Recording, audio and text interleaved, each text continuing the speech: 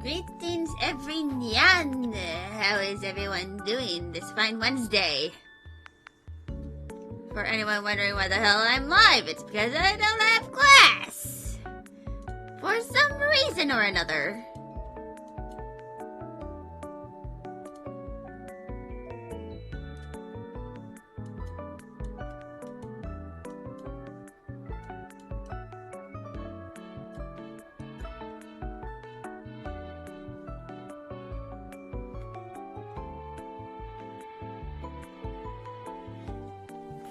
So, yeah.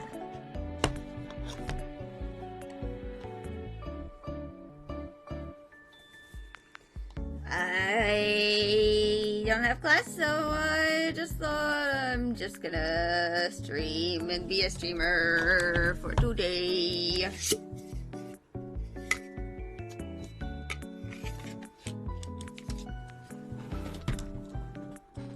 You know, Howie and all that.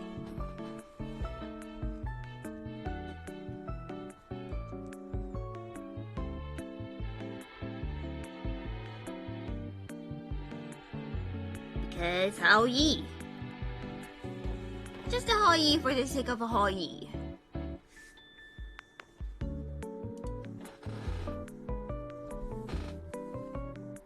So we're going in reverse order. We're starting with Fortress Maximus and we're going to end with Red Alert.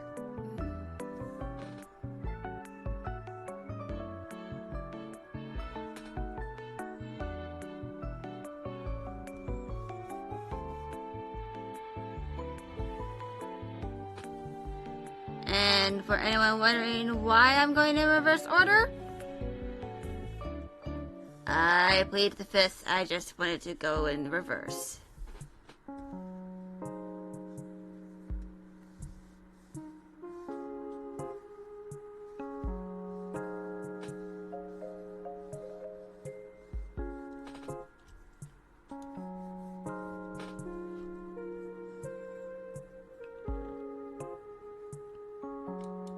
So I'm going to start off with the darkest color,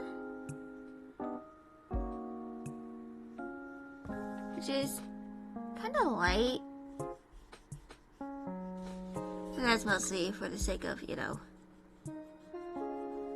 coloring.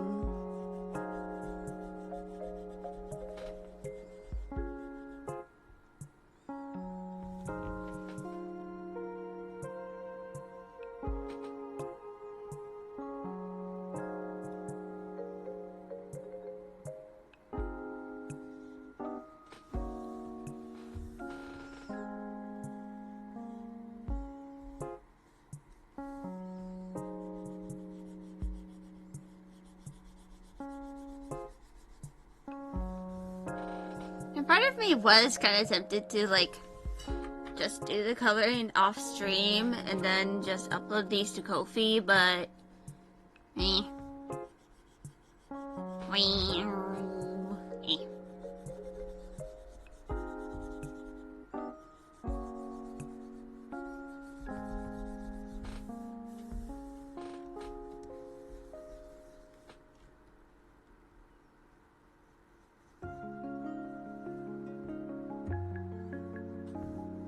Oh my god, the fucking ringing in my ears. Dear God, Jesus Christ.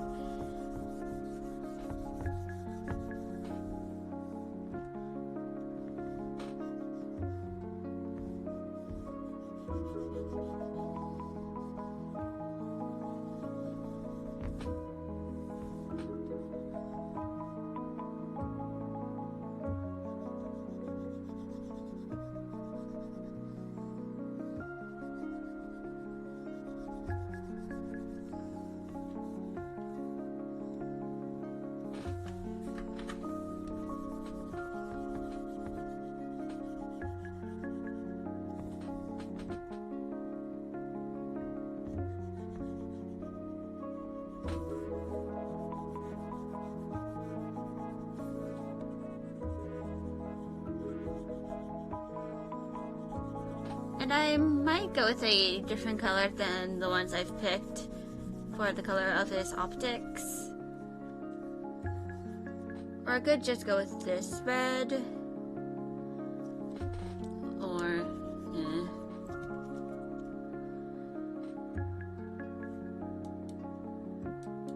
Okay.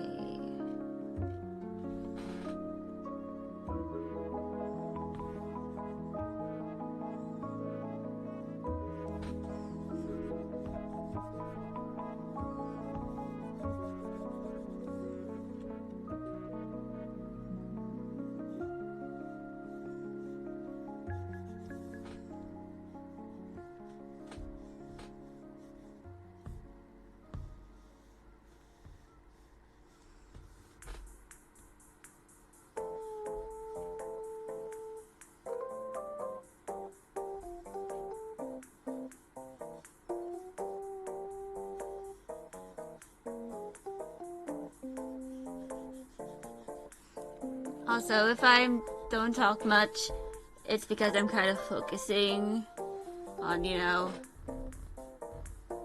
coloring. And also because if I input them too much, I'll get sidetracked.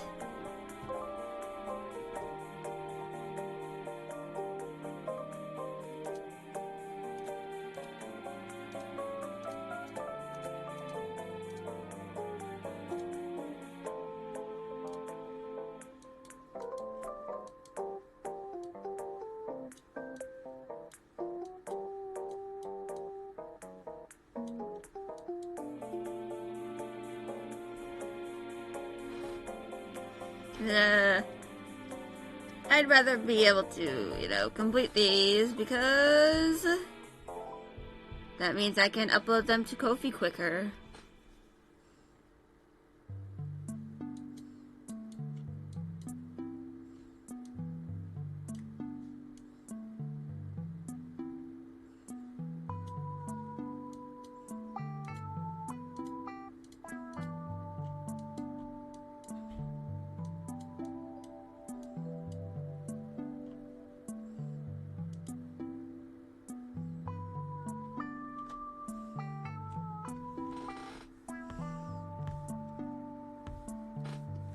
And I want to be able to, you know, upload all these three at, you know, once.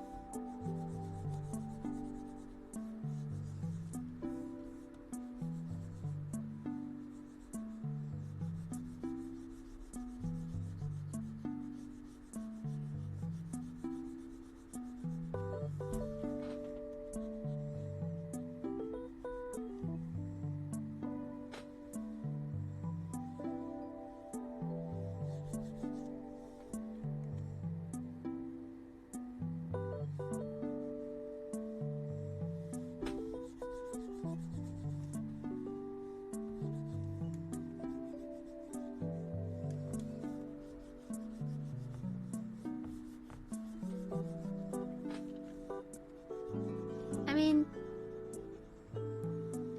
Stardew Valley 1.6 came out on spring, so I might try and do like a completely vanilla playthrough, or try and find some mods that are, you know, compatible with 1.6.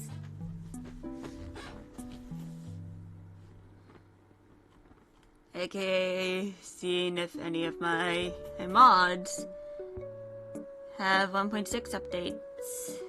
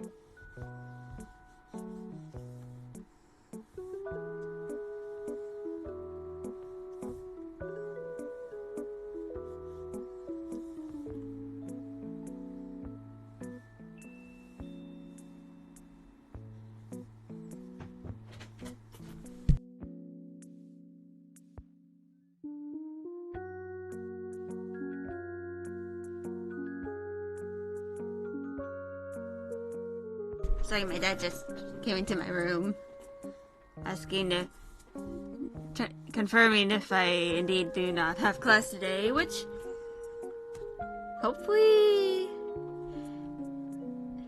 based on the message I got, the answer appears to be that I don't.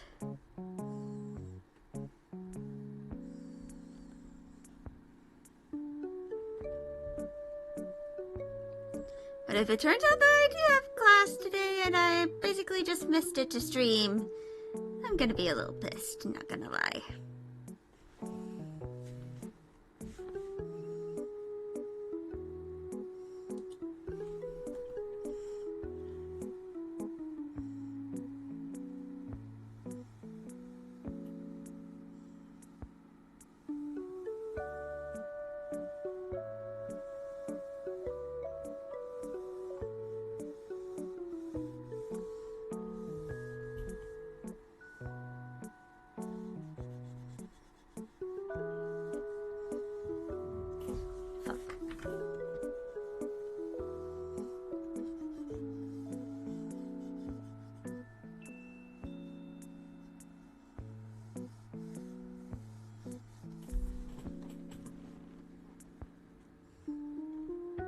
Actually, I might do this for his optic color.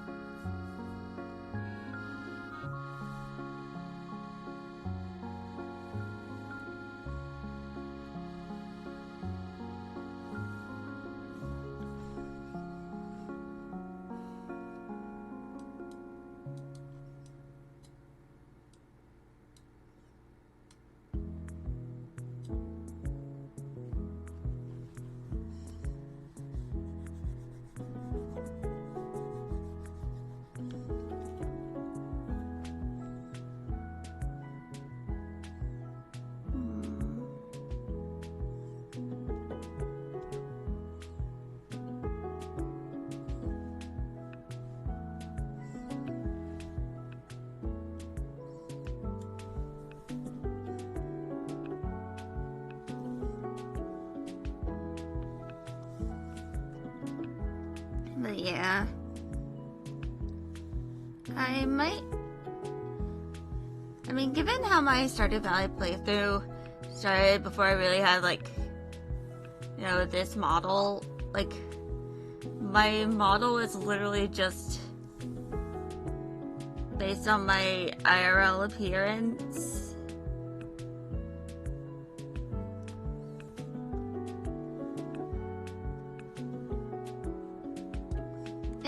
is a cute model.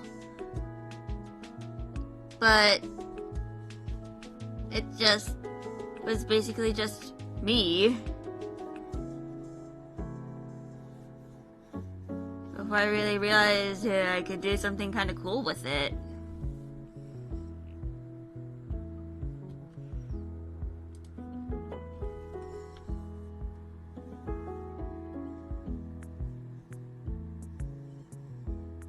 But yeah.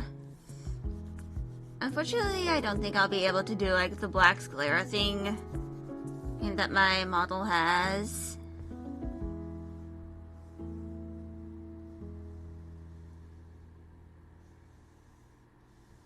In Stardew Valley. And also, I kind of stopped doing my Stardew Valley playthroughs because the game makes me tired.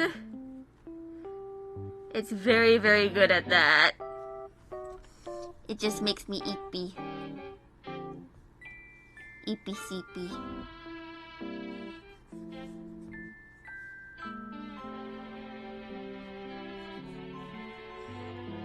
Which probably shows how relaxing the game is if it makes someone like me sleepy, but to be entirely fair, I am generally very, very tired.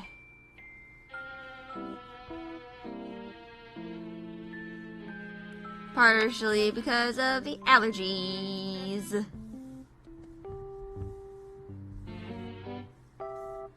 Because allergies can make you very, very tired. You know, especially with like nasal issues.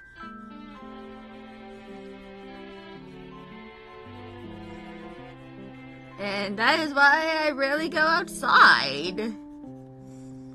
Because I got goddamn allergies. And therefore will be vibe checked by the trees if I am left outside for too long.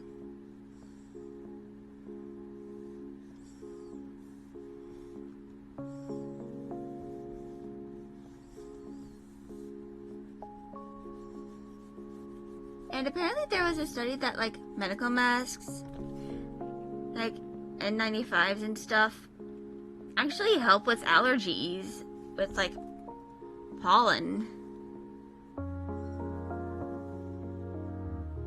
Or just like general medical masks.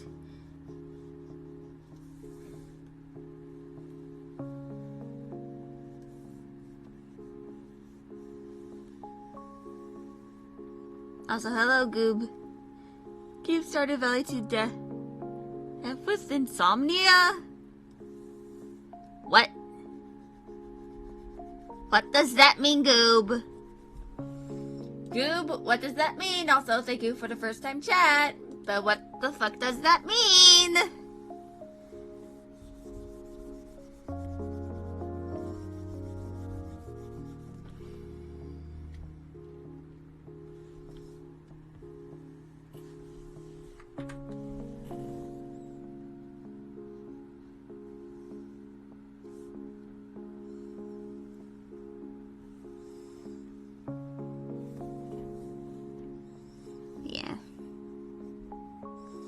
I'm pretty sure some of my mods are going to break. Which, I have like 200 mods. And one of them literally has carrots in the game, which were added in 1.6, so I probably need to like check my save.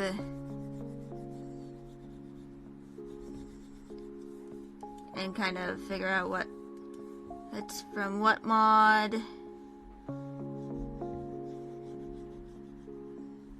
If you can't sleep, just play Stardew!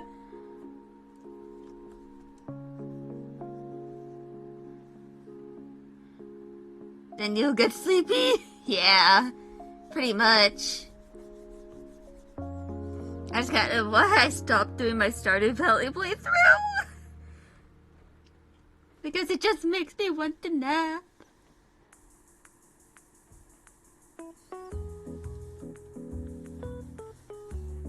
But I do love the game.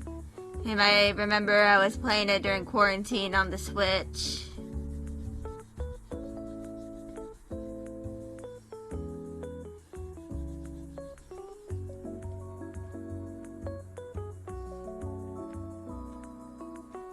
Oh, that was Deal. I just realized that you said Deal, not Deaf.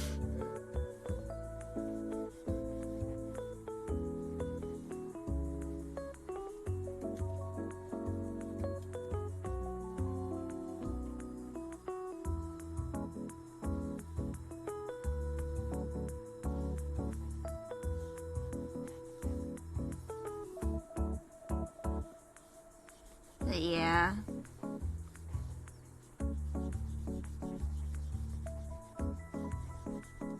What the fuck? What the? What happened? What?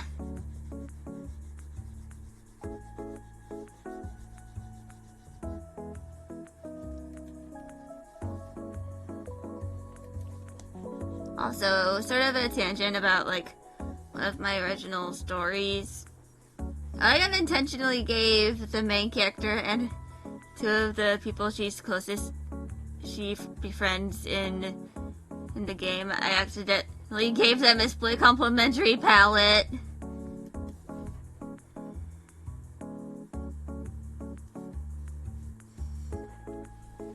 Because the protagonist is purple. And I believe I have my little color wheel somewhere. That is, if I can find it. Wherever I put it.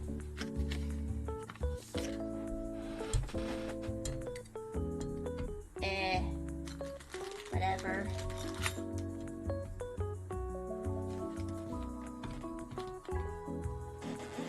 I'll figure it out later.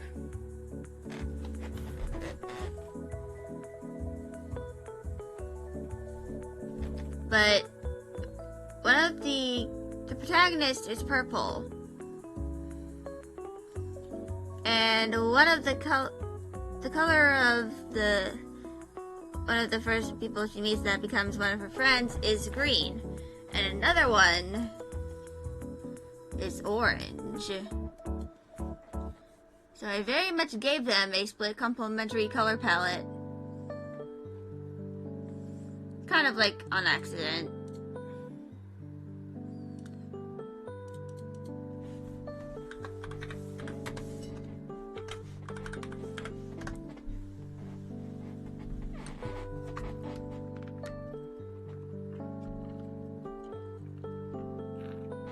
And now I hydrate and save. But yeah. If I do find it, I will check and confirm. You know.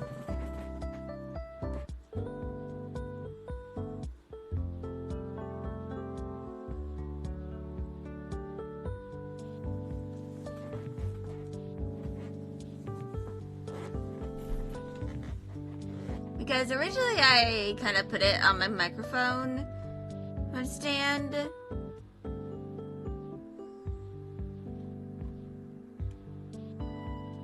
Because, you know,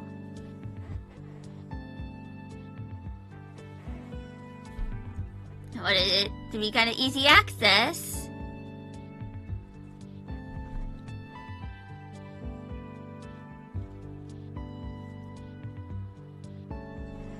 But,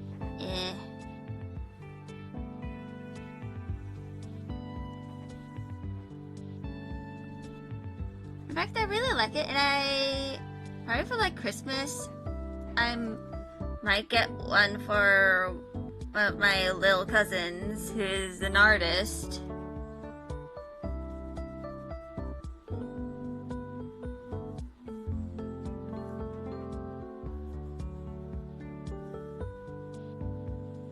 I'm probably also buy her some, like, art books from, like, actual artists and stuff. Not like those kind of learn how to draw manga books that I had when I was a teen. You know, when I was her age.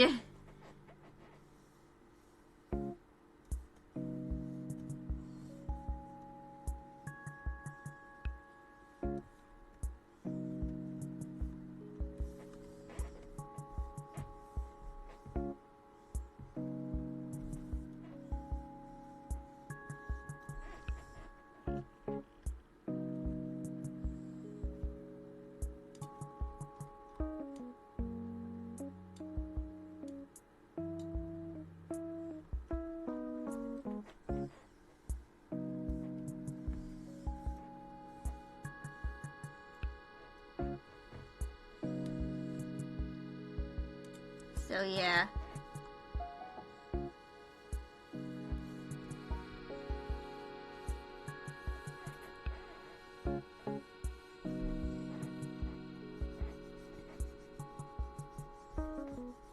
I mean, this cousin that I'm referring to is like 14, so I think she's like starting high school now. And I'm here just like, they grow up so fucking fast. I mean, to be fair, I haven't really seen her in like a few months.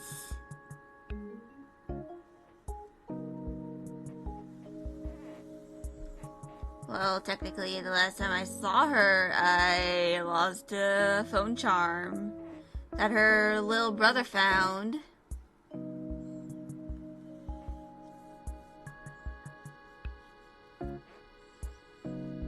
And I'm really glad that he found it, because I didn't want to buy a third charm. I have not repaired that charm either, by the way. I'm not sure what I'm really gonna do with it.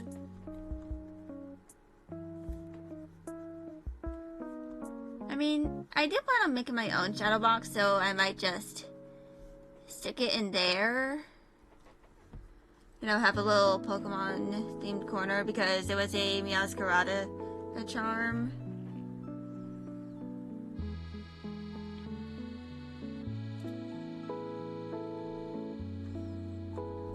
And for anyone wondering why I like Meowscarada, cat. That's the only justification I have. I love cats. It's probably pretty obvious if you know the fact that I have 8 cats. I love them very much. I've lived with cats my entire life since I came home from the hospital. Well, after being born. After being ripped out of my own mother. Because cesarean. And, also, did you know that you have to be, like, completely conscious while you're getting a cesarean? It's horrifying, you're not gonna lie.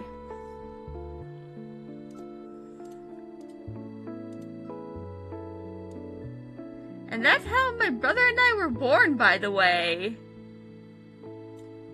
So my mom had to be fully conscious while she was being cut into.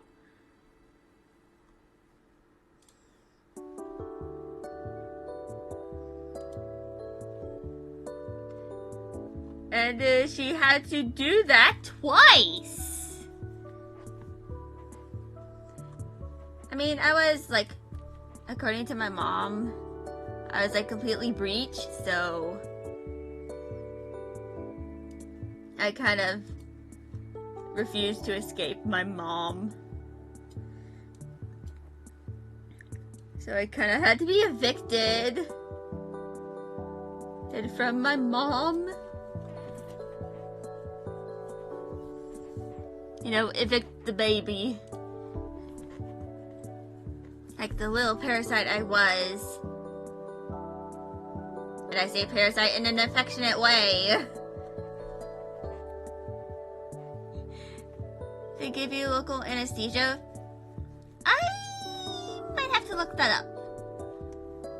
Because my mom is very, very tired right now. And I am not going to ask her right now. Not because of that.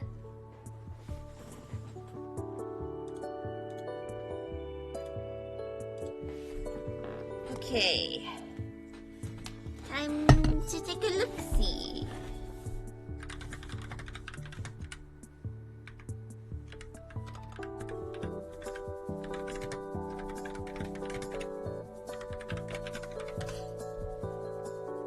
Okay.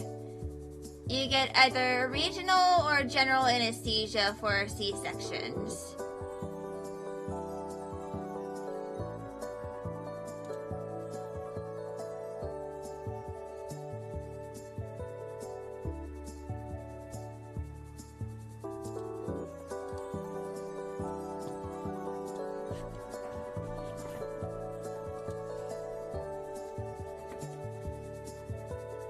But usually you kind of have to be...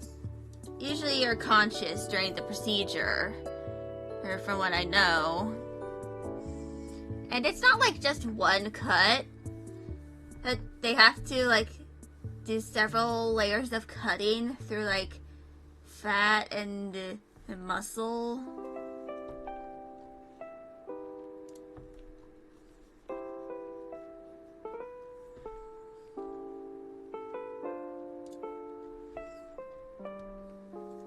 Several layers of cutting, cutting, through until you can get to the baby and the victim. And that, kids, is why pregnancy is horrifying. Not only because our pregnancy is kind of parasitic. So we're growing our own little parasites.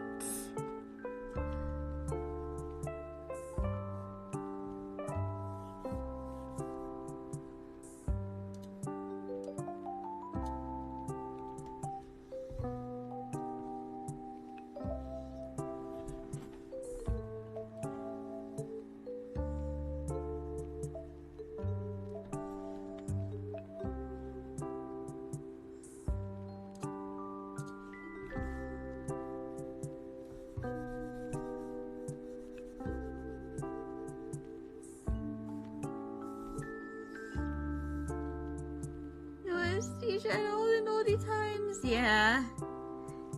Back then, anesthesia didn't fucking exist.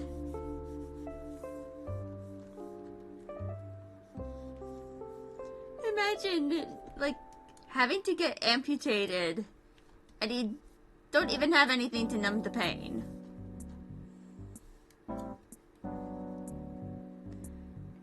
And that was the olden times.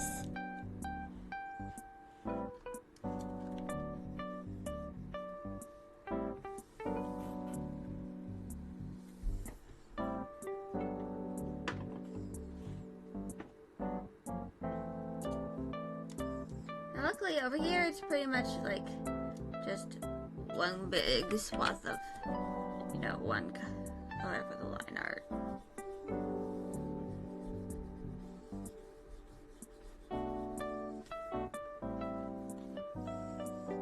But yeah.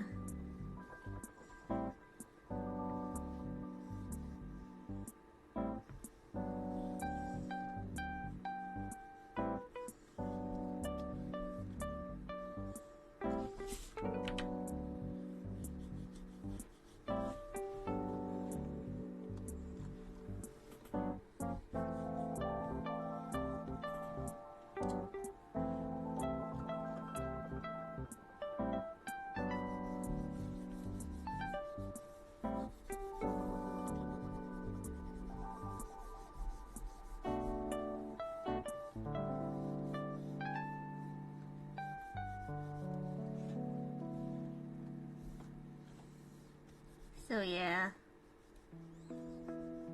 that's partially why I don't plan on having kids. Also because I have endometriosis. Well, it's kind of like a definite. plan on probably getting a laparoscopy to kind of like confirm if there's any endometrium where it shouldn't be.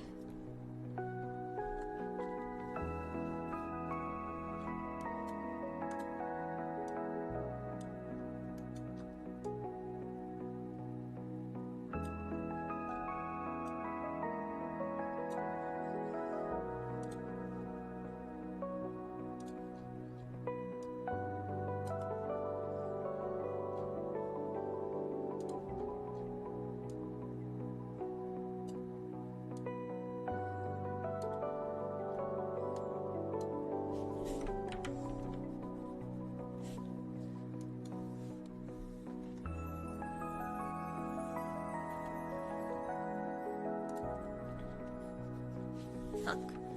Round layer. And now the coloring it is complete.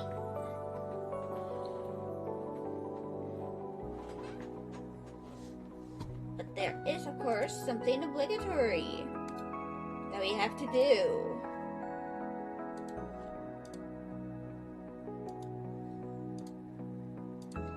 We have to fucking make this dark. Also, what the hell? I made it the same color as the background of the canvas. Heck. And this is kind of just to like fix any missing spots.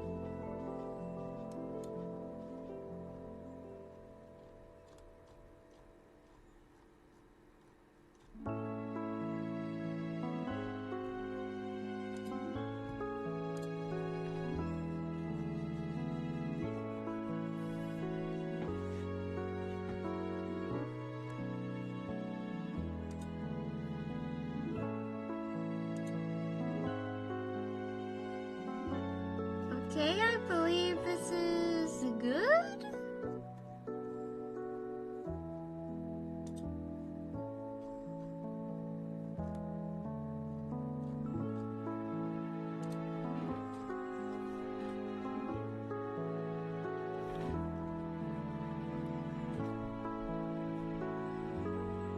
Question mark. Also, oh hey Raina, how are you? Welcome to the stream. I am just drawing, well, technically coloring in something I did yesterday. But yes, hello Wayna, hello, how is everything?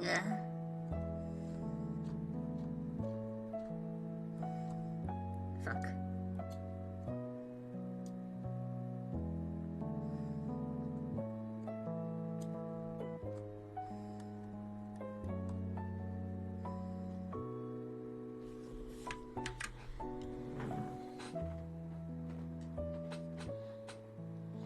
And now, save as PNG.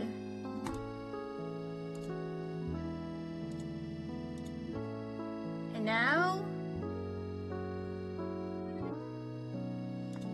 open Cerebros.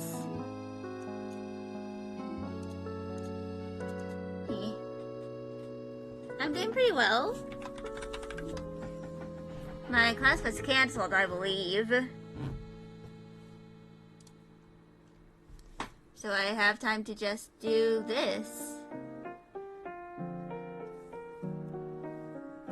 And once I finish drawing in these three, I'm going to upload them to Ko-fi. Though I probably should like upload the first 4 that I did before I did this.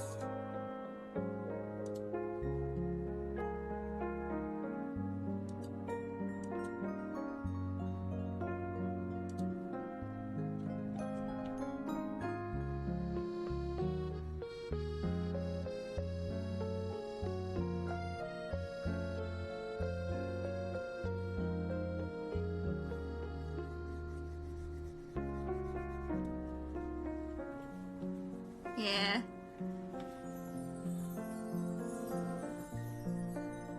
It is indeed. Kind of hard to remember.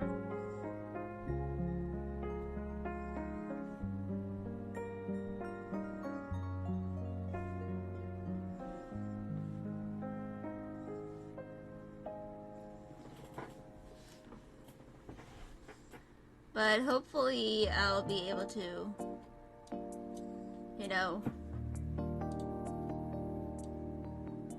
remember to, you know, upload this stuff to Ko-fi.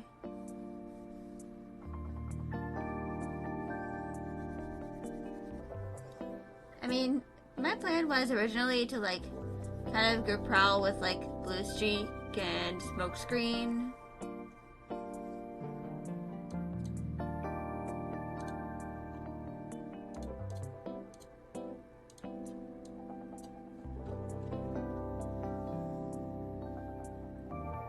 But of course, the FortRedbos polycule won. So I'm doing them.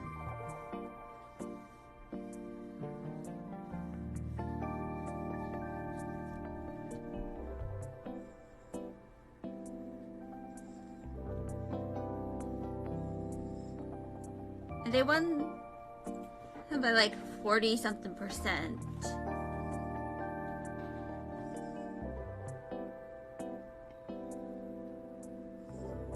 You know, polycule sweep.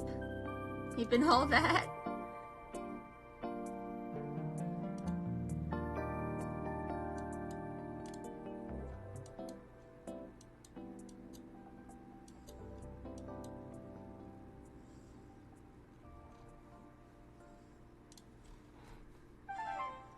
But yeah.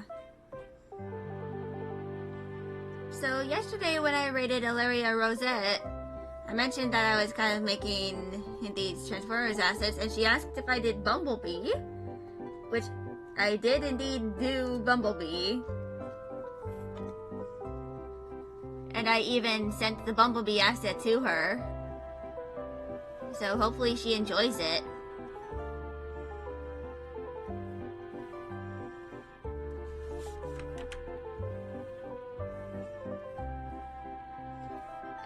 And probably once these are completed, I might do like another poll on Tumblr.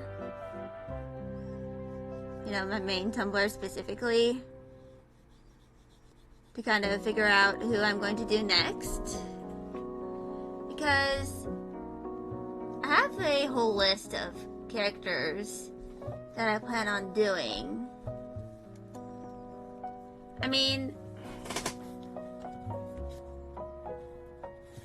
I might do like a pack where it's like my dad's favorite Transformers characters, because my dad's favorite Transformers characters are Prowl, which I already did, Jetfire, and Soundwave. But I might do Soundwave and some of his cassettes and release those as kind of a pack. Yeah. Well, I think it was kind of written to be relatable to a young audience. And this, of course, includes like zombies, like 2015's Robots in Disguise, because he's kind of written as a disappointed dad figure who did not sign up for this shit.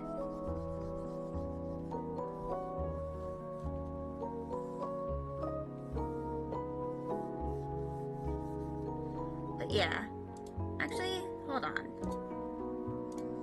So this is the Bumblebee that I did.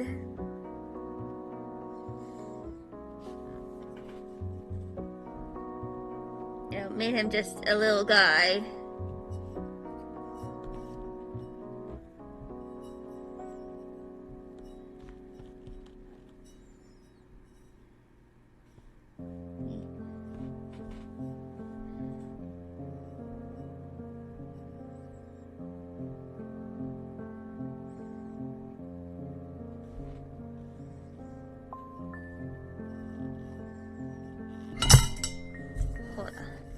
But yeah, that's kind of what I wanted to do.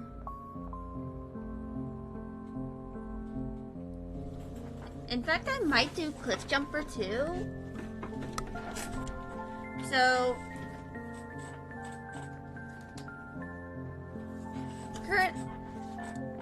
the first Transformers that I did for the assets is Tracks, because it was suggested in my replies on my first Tumblr post where I kind of entertained that idea.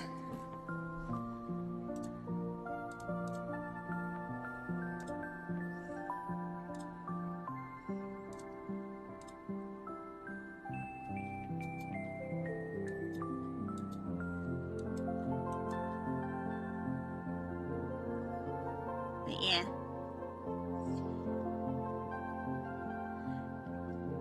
Oh, she just bought a pretty expensive B figure and an Optimus figure?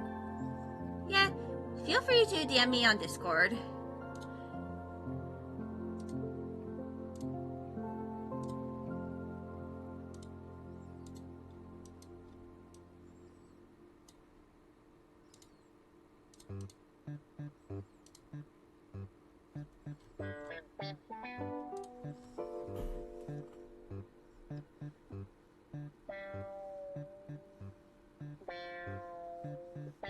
I mean, Transformers figures can get pretty expensive pretty quickly.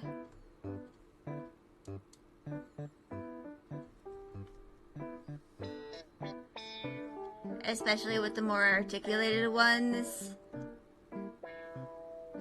Which is why I'm probably going to, like, save before I really, like, consider, like, investing in a Transformers figure or two.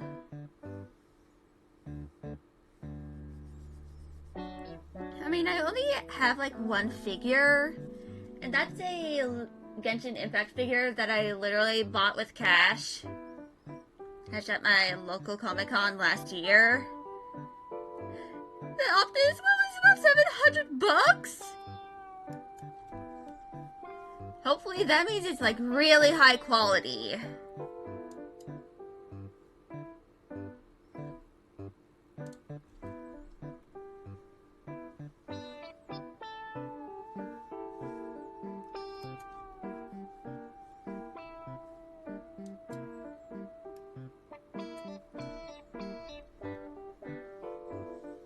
Which, to be fair,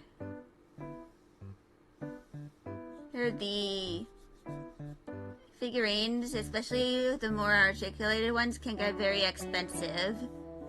Especially if they're like really large.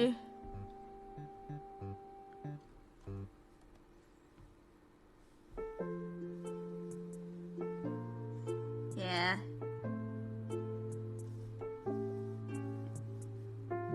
I mean, back when I volunteered at KnuckleCon, there was this figure of Joker from Persona 5 that I was tempted to get.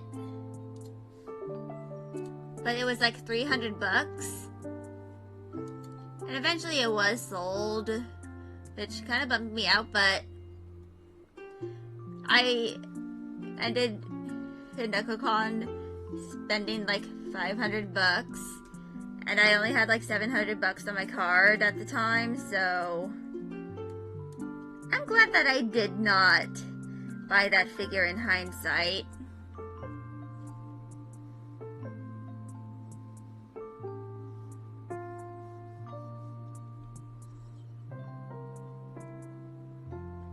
Because I wouldn't have been able to buy some things, you know, like water.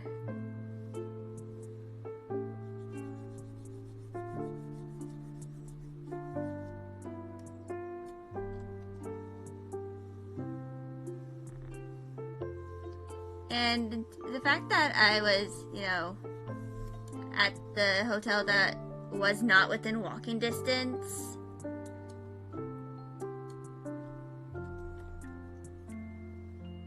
that kind of made it worse because I don't have a driver's license. I can't drive, and also in America we don't really have a lot of public transportation in places that we probably should have public transportation. So luckily I was very fortunate to have a few members of staff that were willing to, you know, drop me off at the convention center. Like, I remember on the very first day, one of the people that was in a different department that is very interconnected with my department, he kind of just saw me like very lost and confused in front of, you know, the hotel entrance, and he was just like, "Do you need a ride?" And I was just like, "Yes, please." Because my roommate was like first shift in my department. We were in the same department, and she is very cool. She did a Miku cosplay as well.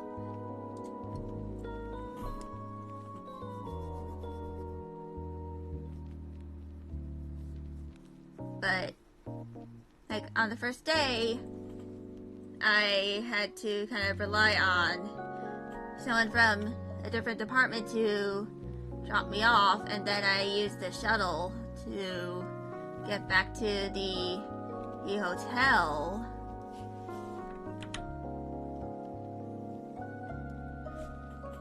So I could, you know, sleep. But luckily I set an alarm pretty early so that my coworker / roommate from first shift could, you know, drop me off. And we did that for the final 2 days of the convention. But yeah. The last time you went to a local anime thingy, you spent all your money on a Murasaki Bada Atsushi body pillow. Your friend dragged you out of there. Oh my god. Well, hopefully you were happy with your purchase. That's kind of the important thing. Like, one, being a little responsible with your money and kind of budgeting, but also making sure you are happy with your purchases. And I remember at this convention, which, if you are ever in like the East Coast, like in the southern part of the East Coast, you know, the quote-unquote colonial coast, because this is kind of the area that the original 13 states were colonized. If you're here in like very early November, like the very first weekend of November,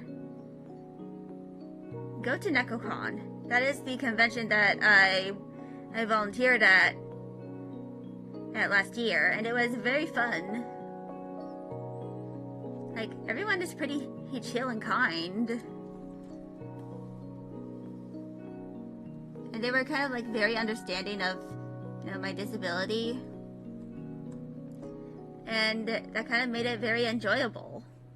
And I didn't really wear my hearing protection at all during my shift, which was kind of surprising for some of them. Like, I believe one of the department heads that kind of trained me even commented on it, because I bring my hearing protection pretty much everywhere. And of course I did wear it while in, you know, Artist Alley and Vendor Hall, and like outside of, you know, my little department room. But while I was in there, I rarely put my hearing protection on. Like, I did of course have it nearby while I was, you know, doing my shift, but I really needed to put it on during my shift.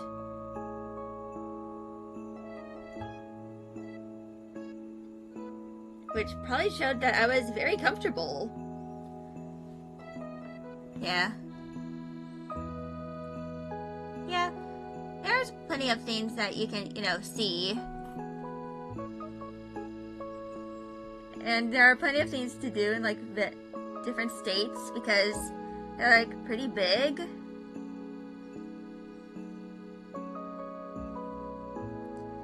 But one of the things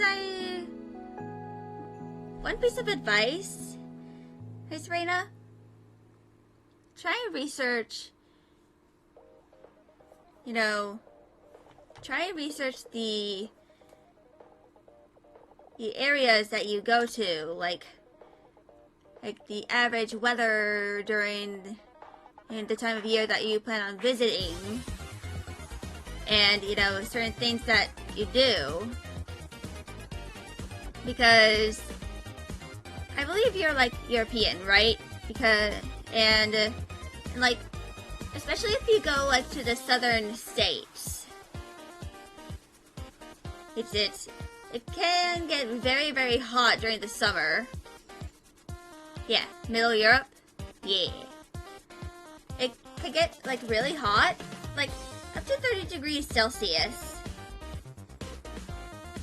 It's depending on where you go, like, in August or something.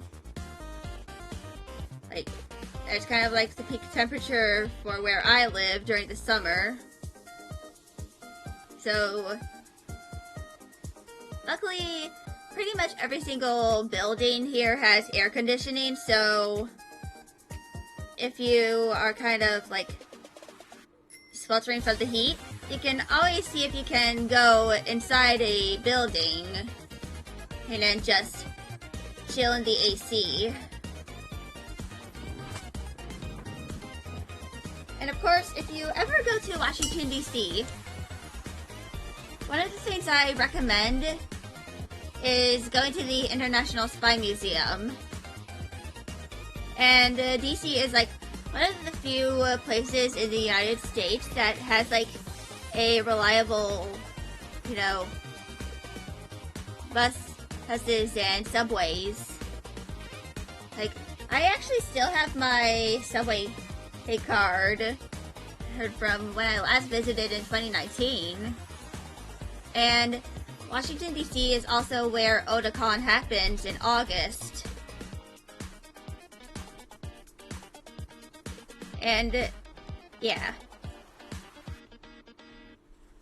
There's also this cat cafe as well. Yeah.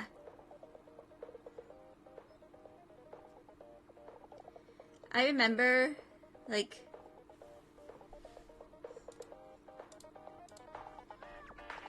so, like, some drawings of myself that I did, like,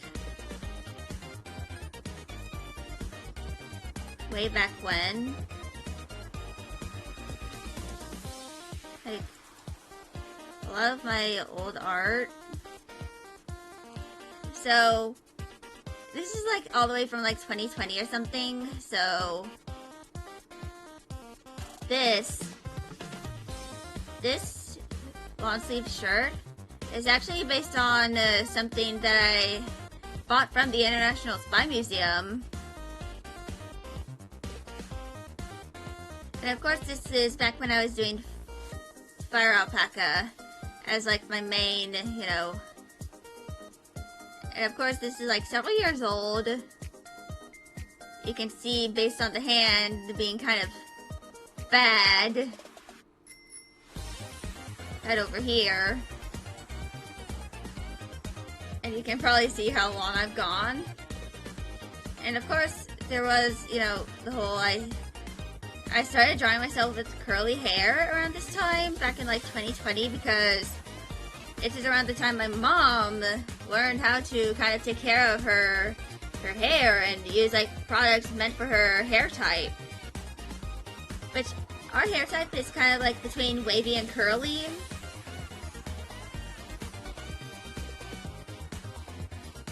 So, of course, if you compare this to one of my more recent drawings, like this, you can see I draw myself with a lot more curls and I'm way better at drawing hands. And this is kind of like I literally just grabbed a background. I grabbed a PNG of fire. And then I colored it purple. And this is my profile on places that don't really support, that is kind of like if you upload a PNG that is transparent and it has a white background. Like Twitter, for example.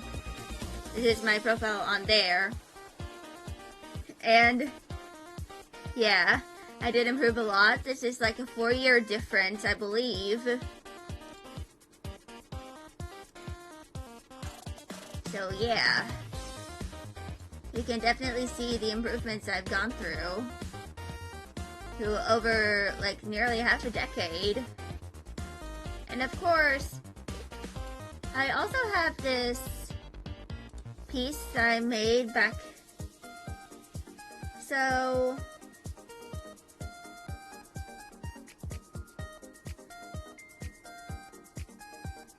I have this drawing that so there's this drawing that I made back in like 2021, and this is based off a song called Boba, I believe. And of course this was 3 years ago. And this playhead design gave me absolute nightmares. It was the bane of my existence.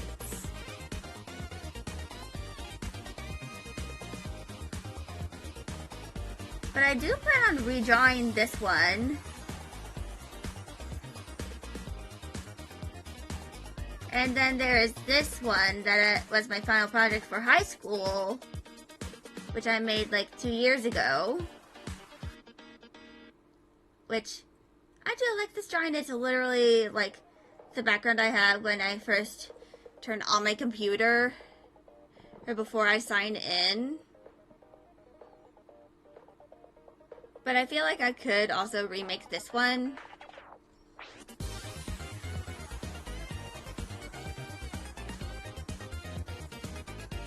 You know, probably like make it a little more dynamic. And stuff. You know, see if I improved my composition skills. Those based on my experience in college, and like look through my notes that I made in my first year of college. Yeah. Still looks fun indeed. Indeed. But yeah. I especially want to redraw this one because I literally forgot to kind of put an overlay on these two. So they very much jut out from the background a little too much.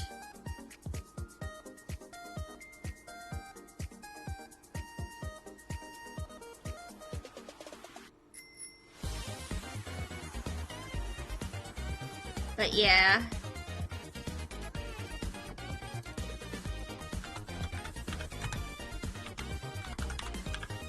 So for this one, I kind of wanted to redraw this because 3.0 allows you to kind of link 3D objects together. And I kind of wanted to do that with these because they're kind of holding boba tea. And I probably need to learn how to draw boba tea better.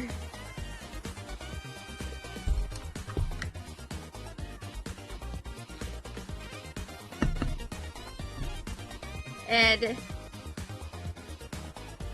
you know, let's go lesbians and all that. You know, just gotta draw some lesbians sometimes.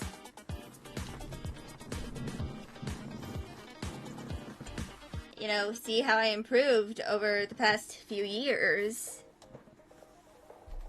Here's with my art and all that.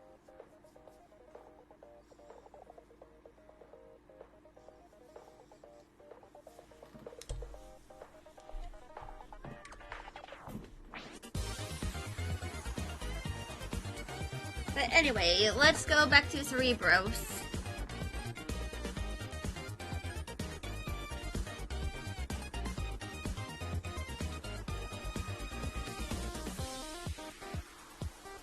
Yeah. We love lesbians indeed. Let's go lesbians, here we go lesbians.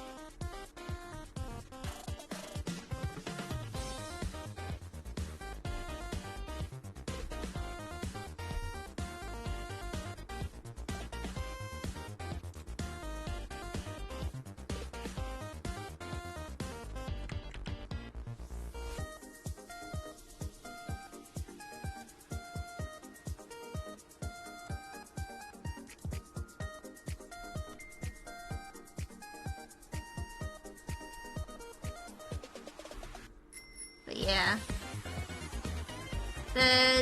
the boba was quite literally just dots of, you know, color.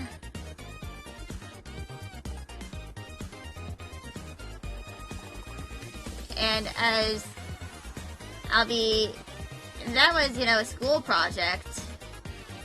Like, we literally had to make a drawing based off the lyrics of a song.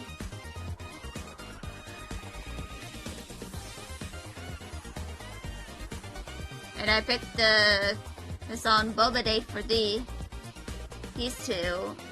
I mean, those two. Because, you know, why not? And also, I just wanted to draw, you know, lesbians. Because here we go, lesbians. Let's go, lesbians.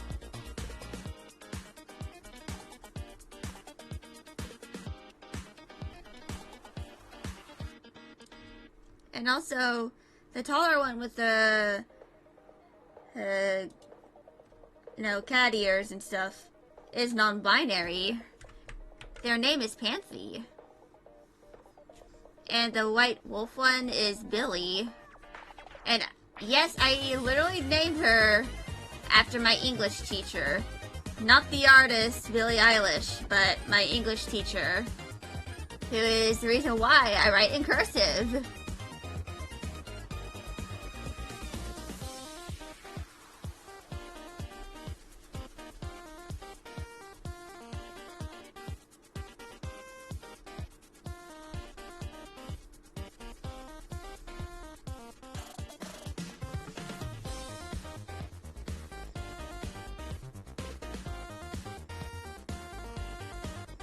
But yeah.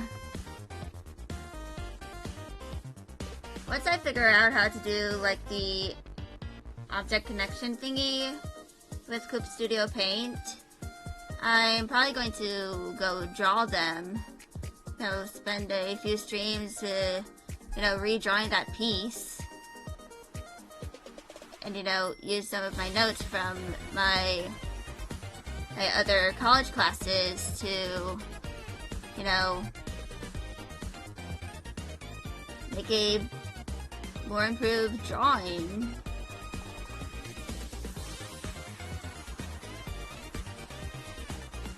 And another fun fact about my college classes, one of my professors in my very first year is literally in a completely different time zone. Like, he's an hour behind the rest of the classroom. Well, because our class is, you know, all the way on the East Coast. Our professor lives in the Midwest.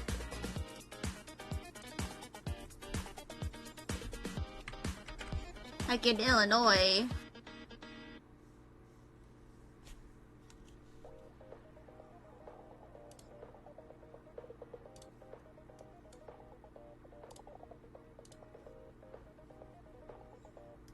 Which, for those who don't know, that's where Chicago is.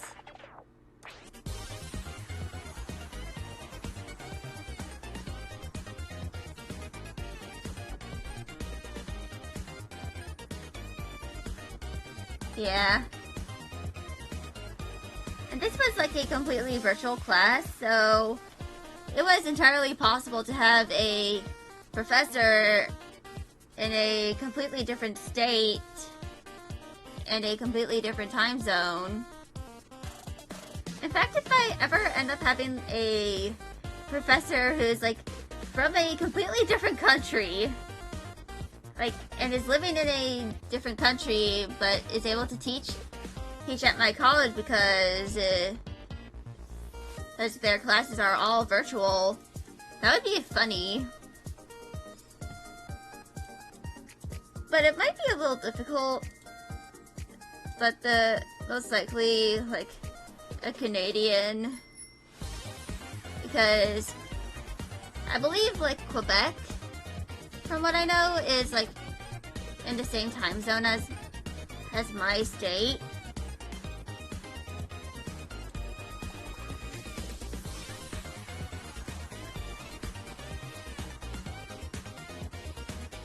Or is, like, an hour ahead.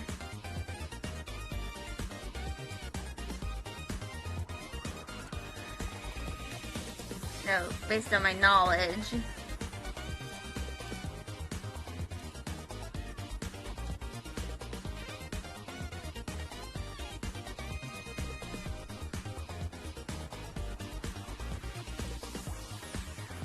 But yeah. In fact, I remember, like, in my typography class, in my, you know, interactive design class, one of my classmates was an actual grandmother. I mean, of course, most of my classmates were, like, my age, including one of my mutuals, who I literally met through the class.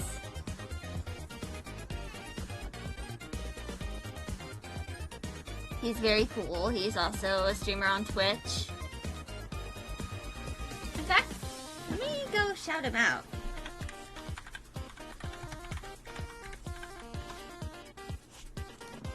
He's a very good artist. He usually streams kind of late, though. Yeah. You're from Hungary and had a professor from the Czech Republic and some Romanian and teachers. You had an Aussie English teacher as well! Oh my god. Can't really get that experience in the United States. I mean, the most we really get is like if they're like from a different area, like a different region in the US. Like, for example, I am from the South. Sometimes you get a professor who's from like the North or the Midwest. Like, for example, that one teacher from Illinois. And sometimes you probably get a professor from like Yeehaw, Texas, or from Alabama.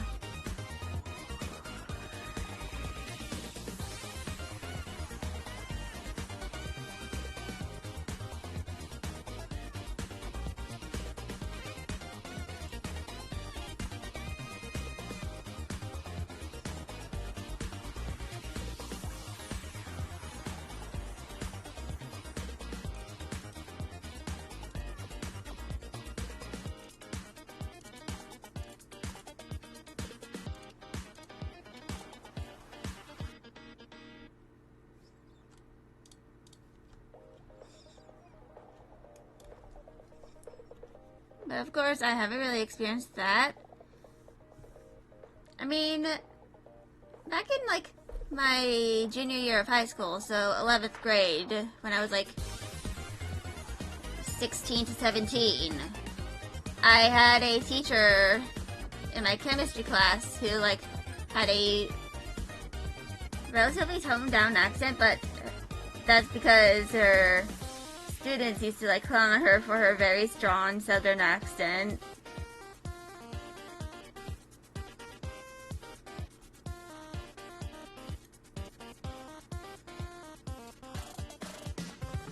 You know, she sounded something like this.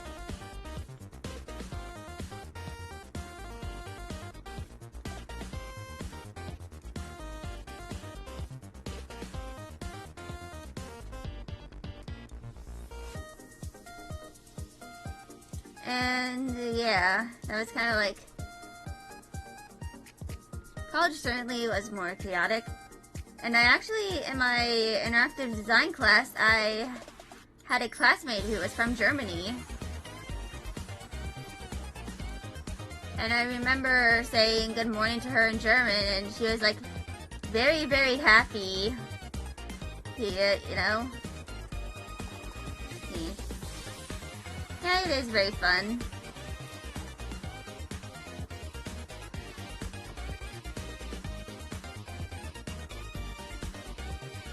Especially because of, you know, contractions like yaldav and yanked.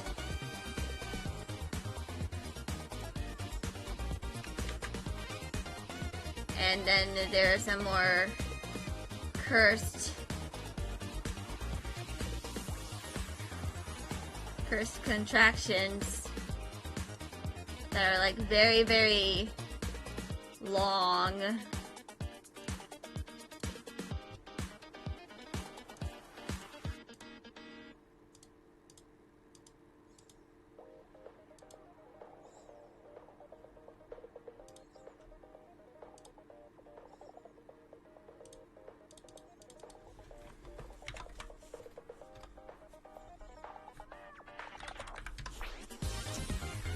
So yeah.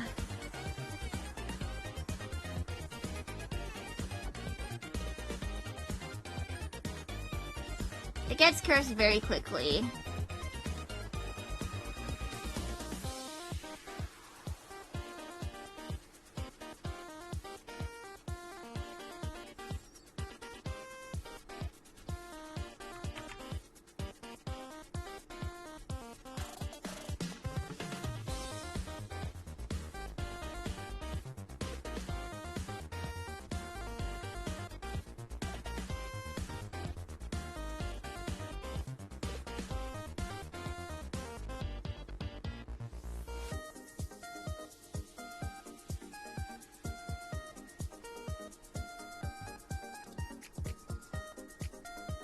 So yeah.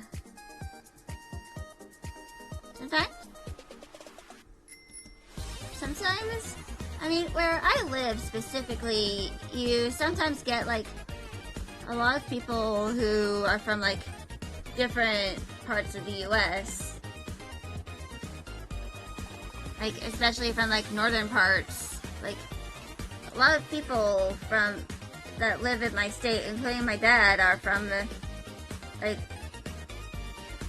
like Wisconsin, which is basically the dairy capital of the country.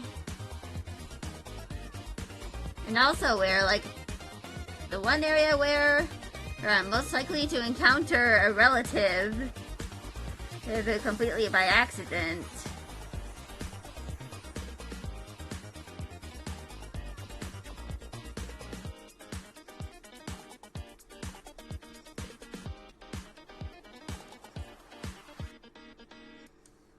Because, you know, most of my paternal family, you know, kind of stayed in Wisconsin when their ancestors immigrated, like, centuries ago, in, like, the 1800s.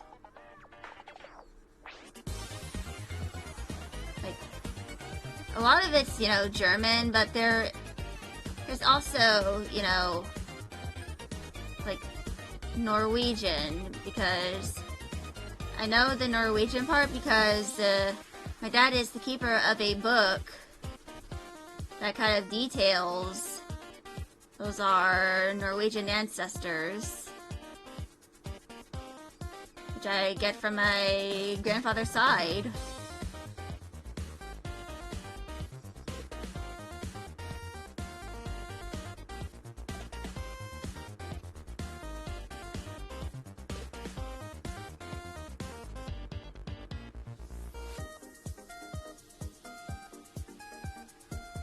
I mean,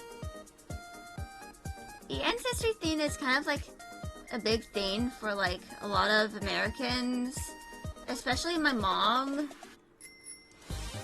because a lot of us, you know, for those whose ancestors came a lot later, you probably know, you know, where exactly your heritage comes from. But for those who've been living here for like centuries, like those who immigrated very long ago, like colonial times, like before the Revolutionary War, or in some cases, their connection with like the countries their ancestors came from is very, very distant. And that's why kind of like the whole figuring out your ancestry is kind of a big thing here. That's why we have things like Ancestry.com.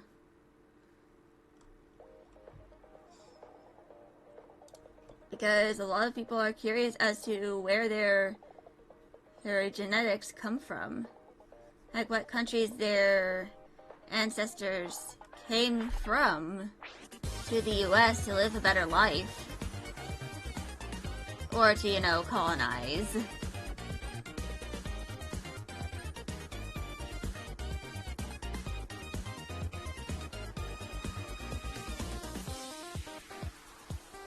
Yeah. And it is pretty interesting because, you know, America is kind of like a melting pot, and you know, a lot of places is here. Like, of course, there are some places with more dominant ancestry than others. Like, for example, Wisconsin. A lot of people are from like Germany. Like Minnesota, I believe, has a lot of Swedish heritage, which is why they refer to duck goose as duck gray duck, because that's what they call it in Sweden, I believe. As far as I recall, though, I could be wrong.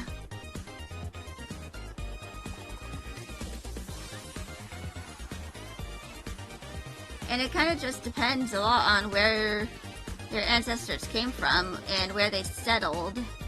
Because, like, for example, the farther west you go, the more likely you have Asian ancestors who came a little more or later on. And then, you know, those from, like, the East Coast who came in relatively early.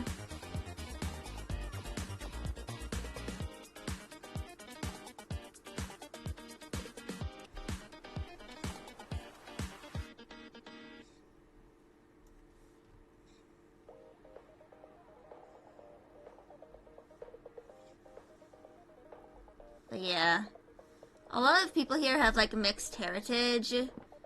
Like, it's not just like one country for most.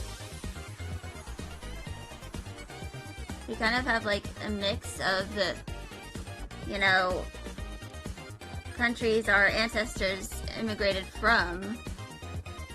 And like, depending on how long ago your ancestors immigrated, you might be able to figure out where exactly they immigrated from, like down to the city or town. Because I know, for example, my Norwegian ancestors came from Sigdal. Like, let's see, and some of them, you know, came from like parts of Germany.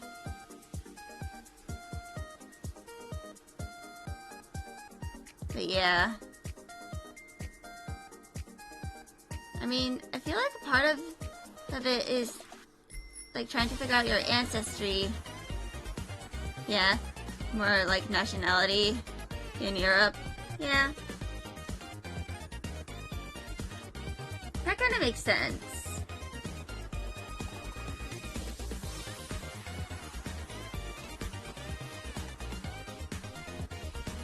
Because, you know, here we kind of have like a melting pot of cultures, so, and a lot of people take pride in like where their ancestors came from.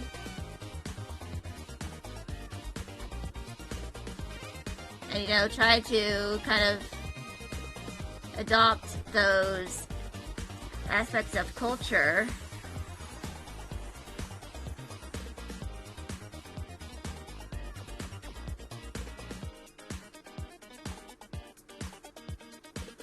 Because it's kind of like a way to connect with our ancestors in a way.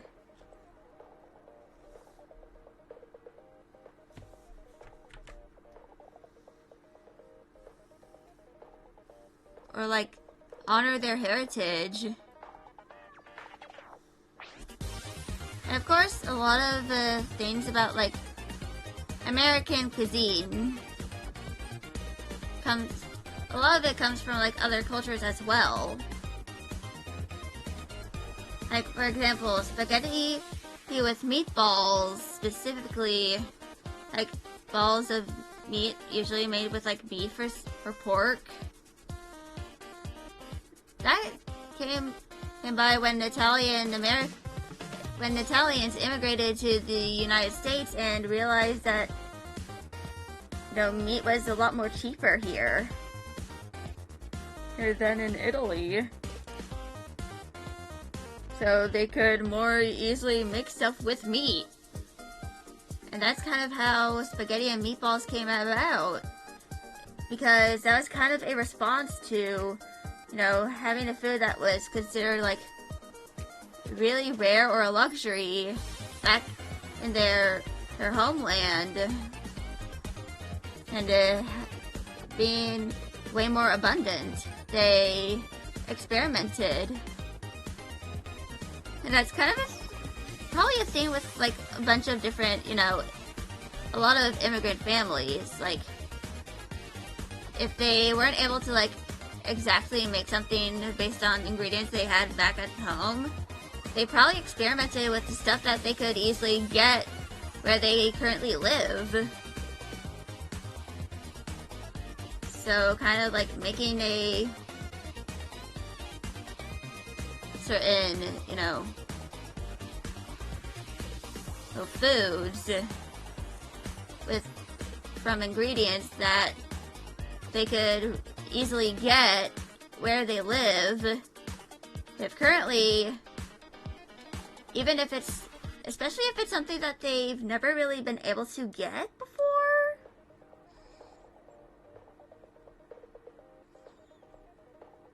Like, for example, meat and fruit.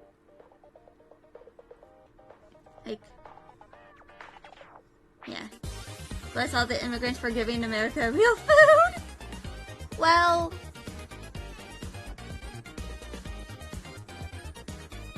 here's the thing. So, I feel like for like a lot of immigrants, especially those who came because a lot of them came from like poverty, like immigrated to America so they could, you know, have better opportunities in life.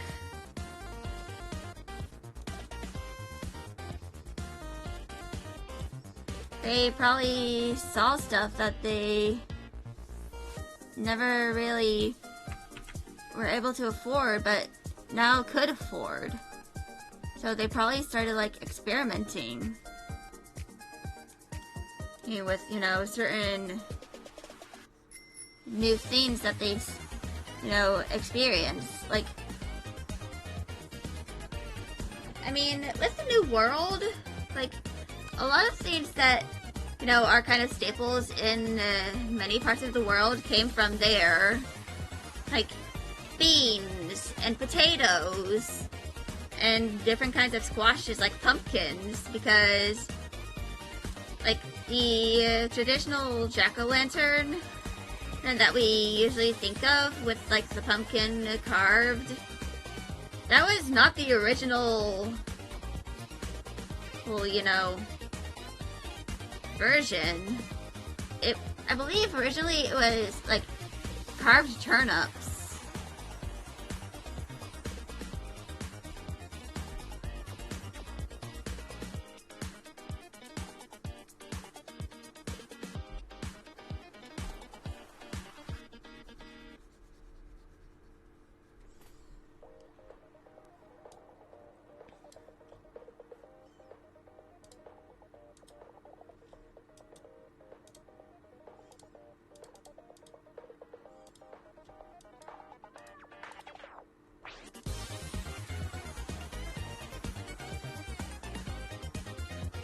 Vampire lady, I'm not a vampire!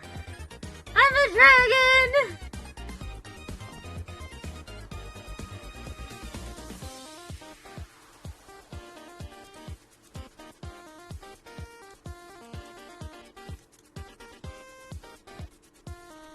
But also, hello Smiley Tech, how are you?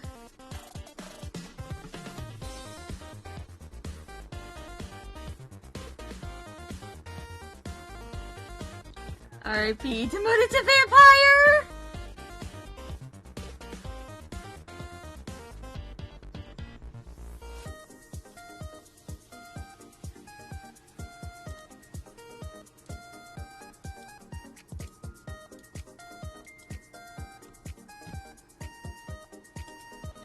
Yeah.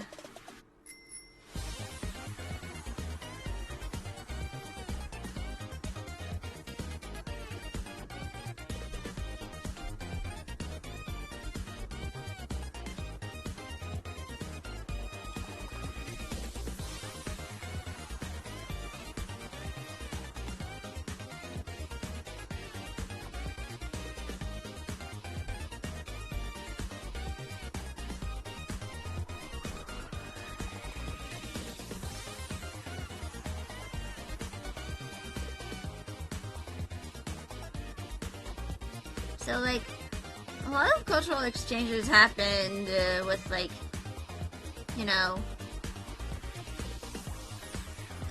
when a bunch of, you know, people immigrated to the United States. In fact, I remember, like, Ellis Island, which is near the Statue of Liberty. I remember going there because my dad's side, he has a lot of, family who, came through Ellis Island.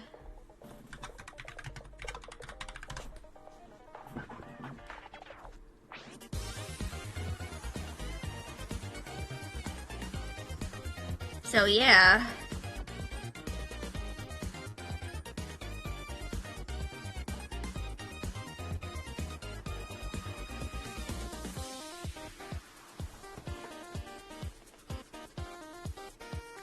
And of course I did come before the pandemic. No, this was in like 2018 or 2019.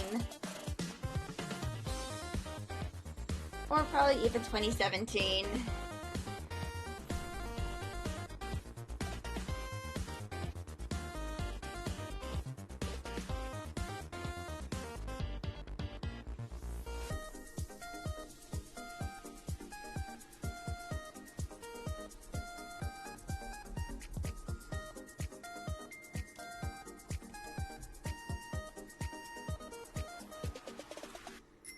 So, yeah.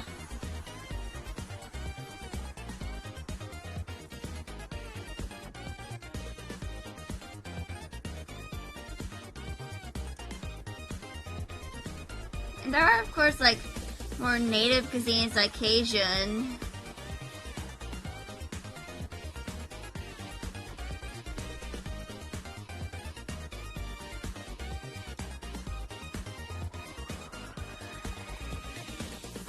Which is kind of like a thing in like Louisiana.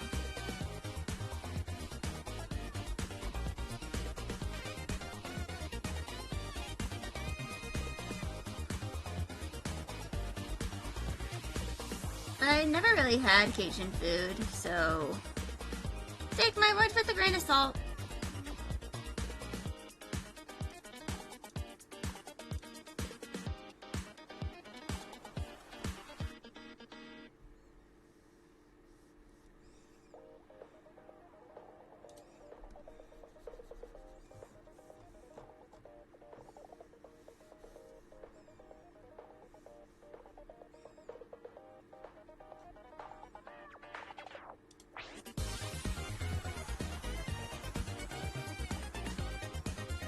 But yeah. That is hard enough.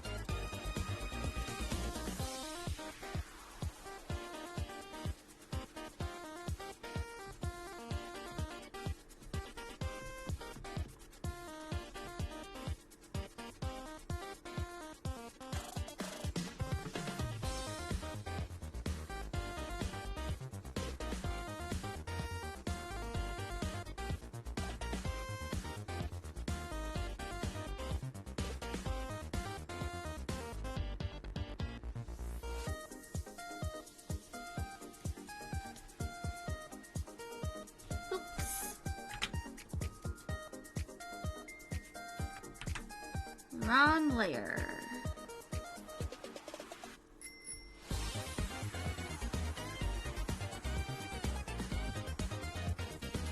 But yeah, once these are done, I'll probably upload these and the other 4 that I completed to Ko-fi. So that y'all can, for those who are, VTubers, you can kind of like use these assets for free. Like, these are completely free. I am not asking for any money for y'all to use them. And I am inflicting these on my own free will.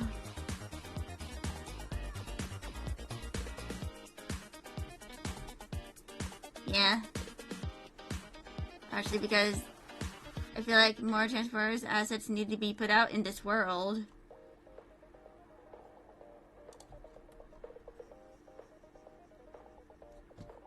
And it's understandable that there's not, like, a lot. that are out there because mecha is hard to draw.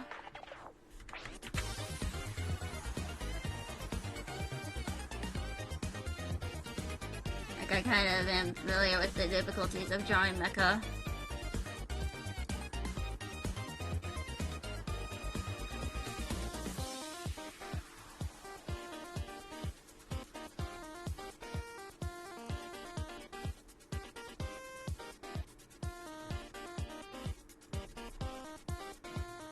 Because there's like a lot of things.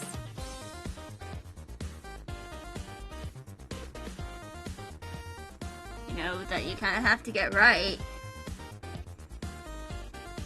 Hey, with mecha.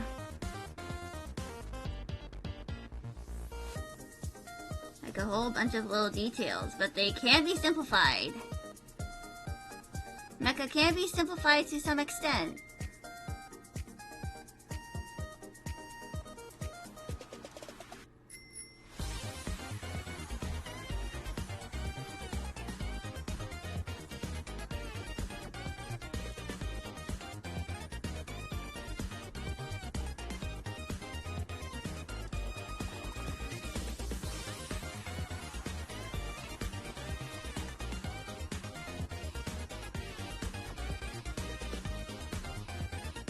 Like, you don't have to like draw all of those little details.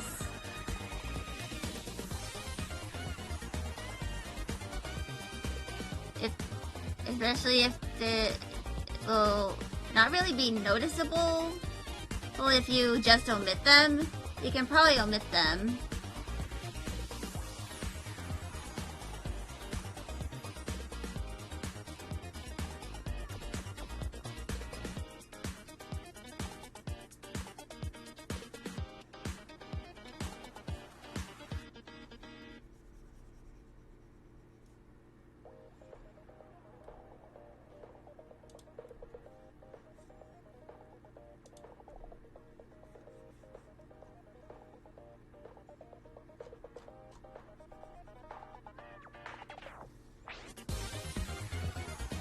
And that's kind of why I think that a lot of people don't really like the Bay vs. Transformers movies, because the mecha have like a lot of detail, and especially the Decepticons, they just look greeble to hell.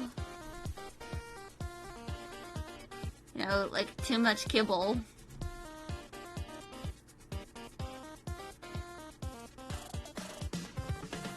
For it to really be like,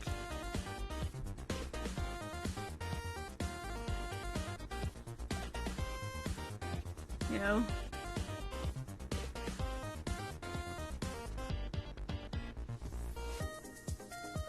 yeah, kibble is basically like, usually it's like the stuff related to their alt mode, like, you know, wheels and treads, for example.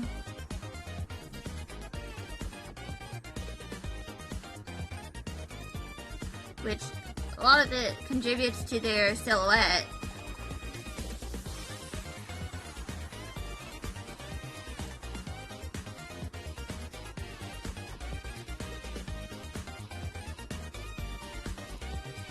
So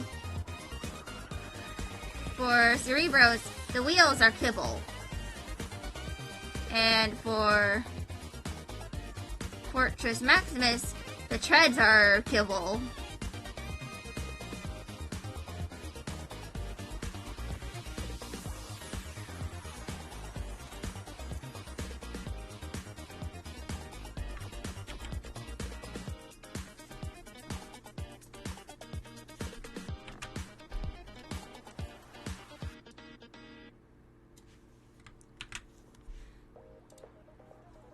I used the wrong color. God damn it.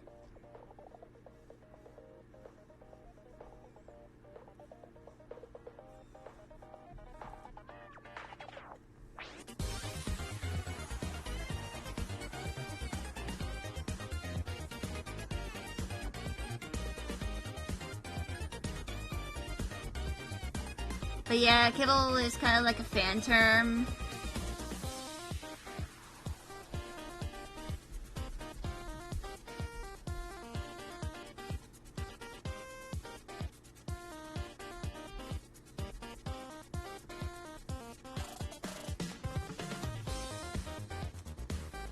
for like details that are related more to like the vehicle or alt mode of a Transformers character, and like not to their robot mode.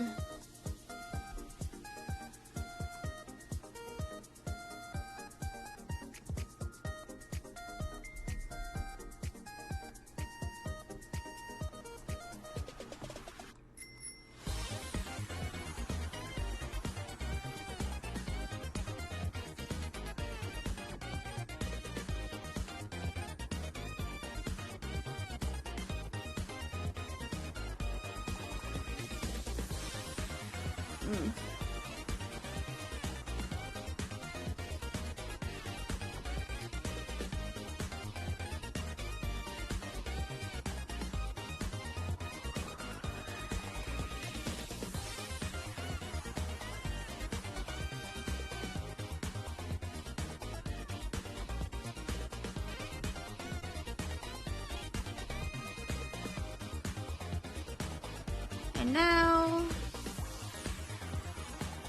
this is kind of just like catch any coloring gaps.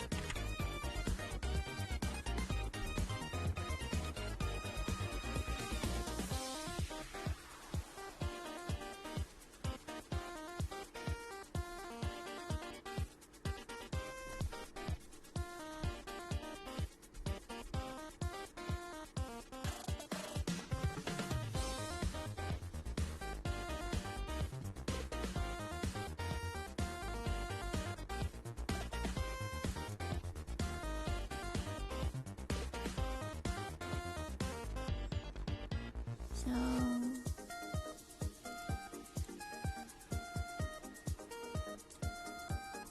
let's fix that.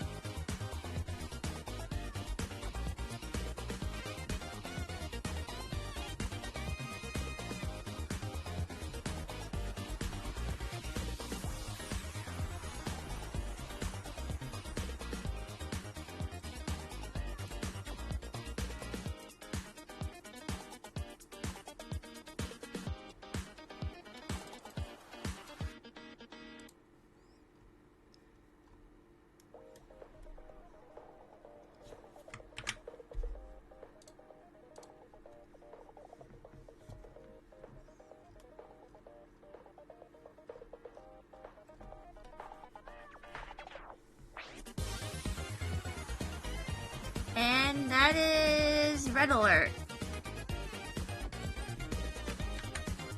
Save. Save again. Save as PNG. And there we go. Those things are done. I think I'm going to. So now I'm probably gonna have to figure out if I should like end stream or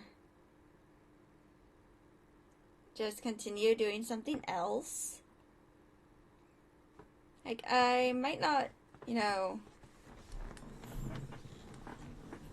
do, like, more of the Transformers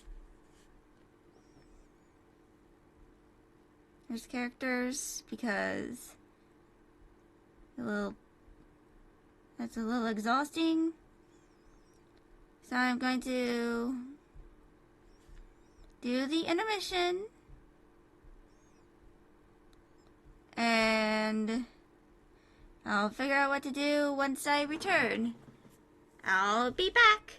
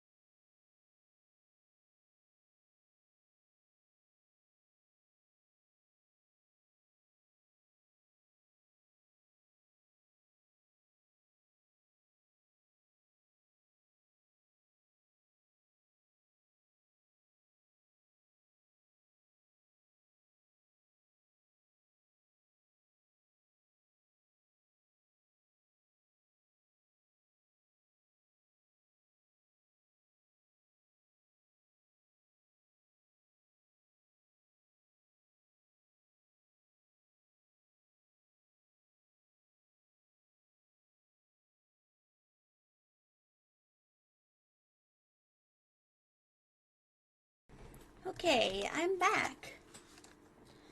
So I think I might actually like, you know,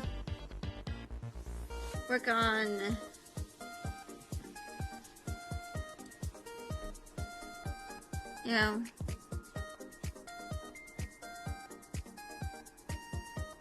something else. I was debating if I should, hop on Skyrim and do some Skyrim stuff.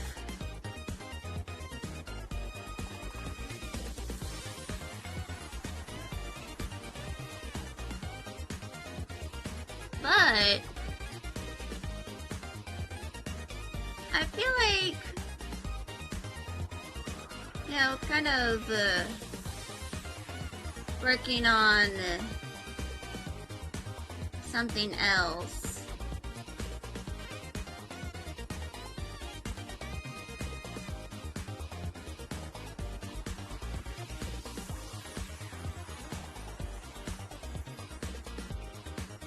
Like this.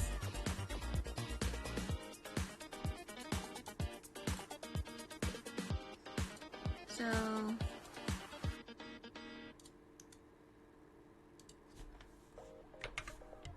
I'm going to copy and paste that.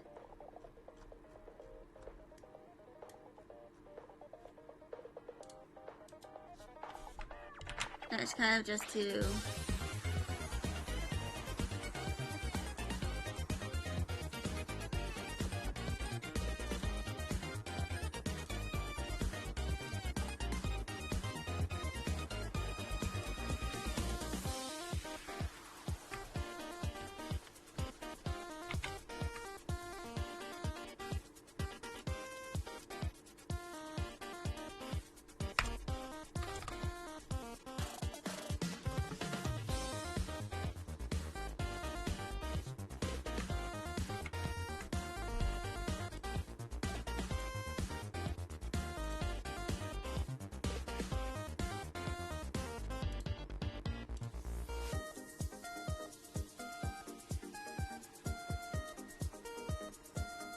and that little disclaimer thingy.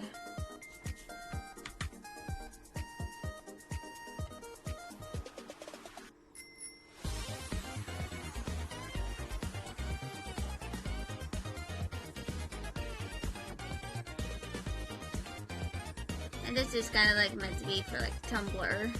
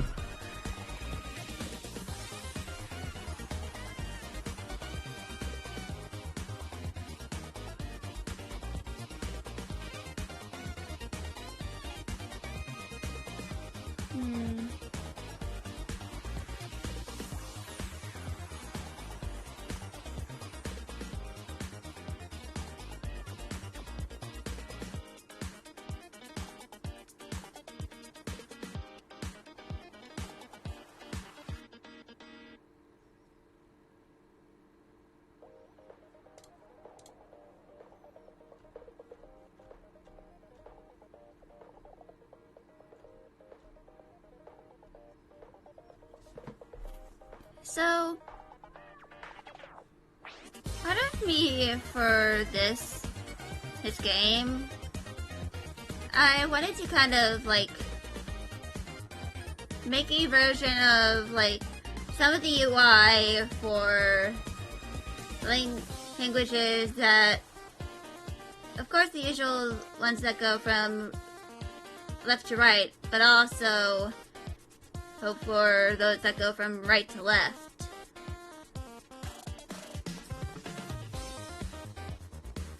Like, for example, the character name will be swapped over to this side with the little decoration thingies swapped to this side, and then the text will go like that. And this is mostly for like Arabic, because I feel like you could probably like go the extra mile with, you know, localization.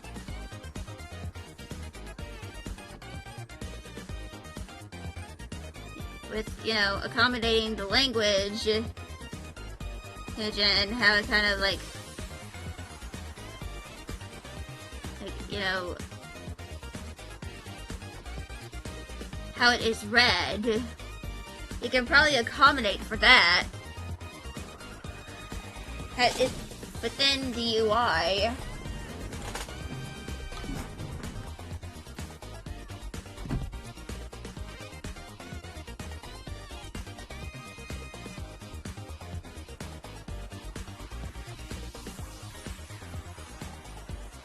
It's just like an extra thing you can probably do. Because I'm pretty sure for like some you know, people who, you know, are used to how certain ways are, you know, justified in text. I'm not talking like justification, like justify your opinion. Like, this is a typography term. Like, you know, left justification means it starts at like this side. Right justification, it starts on this side. It is like flush to this side. And center, it kind of like is in the center and it kind of goes like the.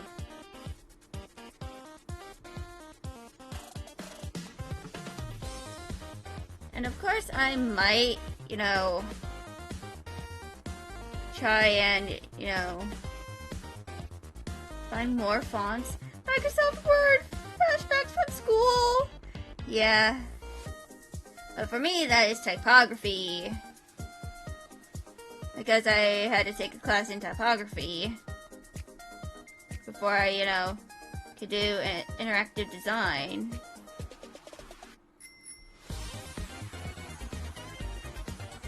Also, hello, Crow! How are you?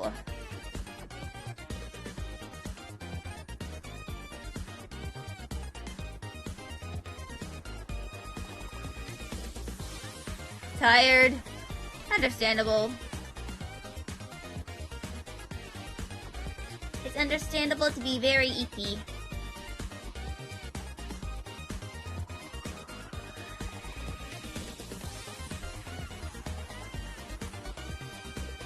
So I might, like, expand this.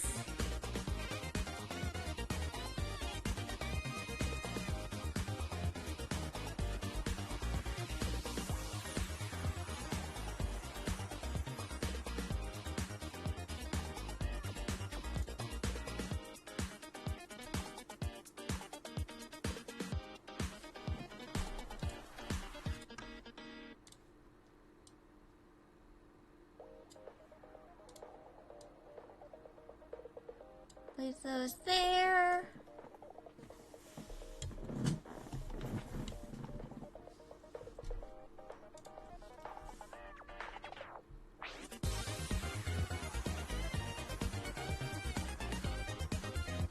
But yeah. It's kind of like a thing that I feel like I could probably like do. For like, you know, language accommodation. Like, probably like put code in for like, if it's like, if player chooses this language, switch to this UI.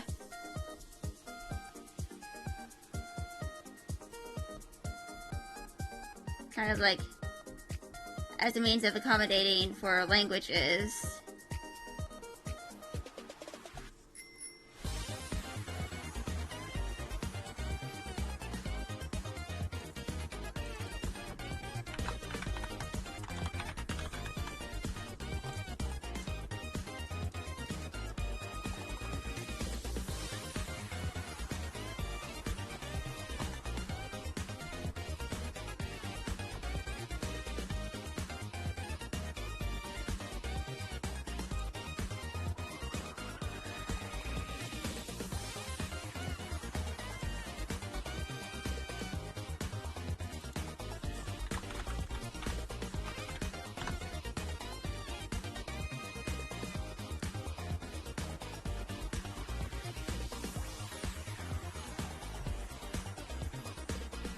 So I'm going to do the rectangle tool.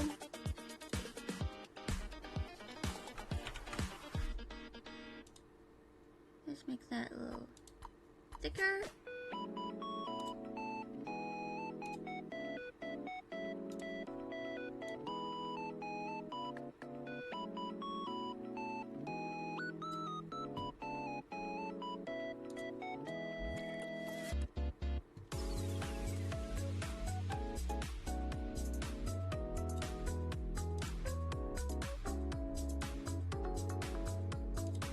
And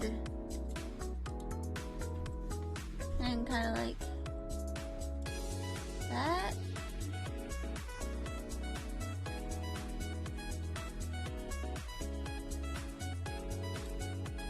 And brush shape.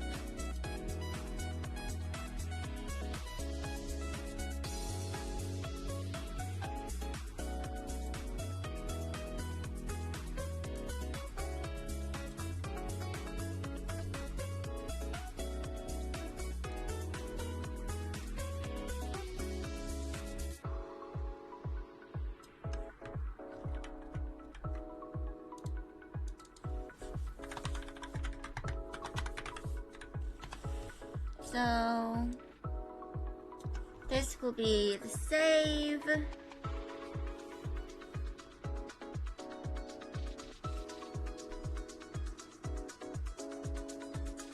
Or like kind of a menu for like in-game.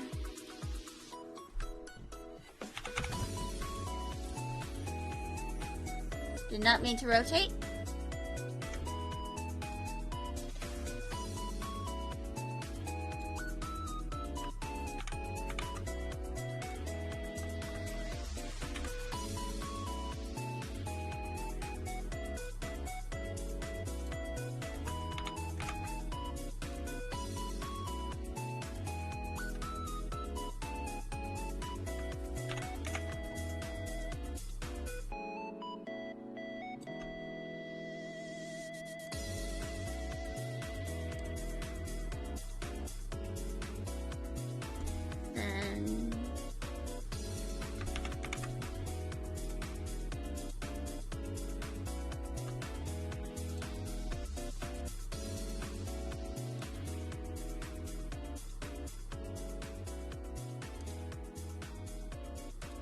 Now,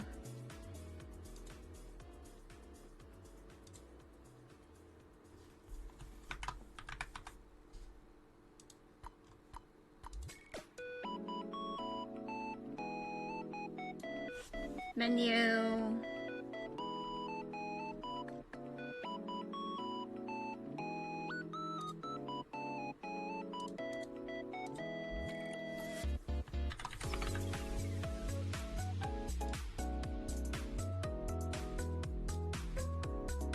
Okay.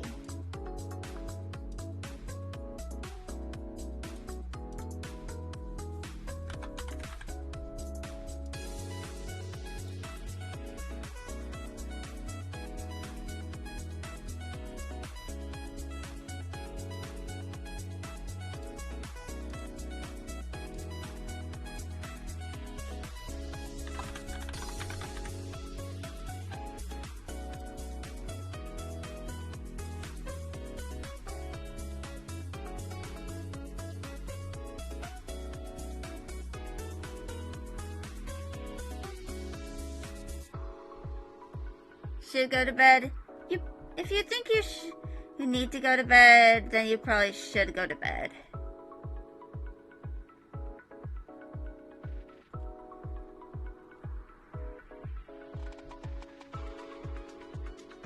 I mean, especially if, you know, your eyes are hurting. It's just like misery.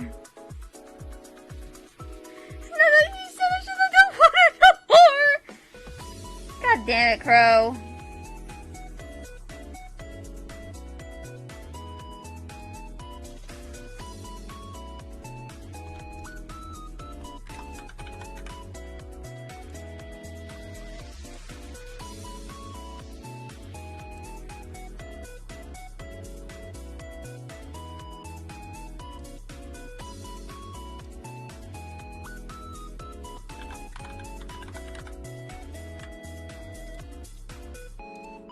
Just go to bed.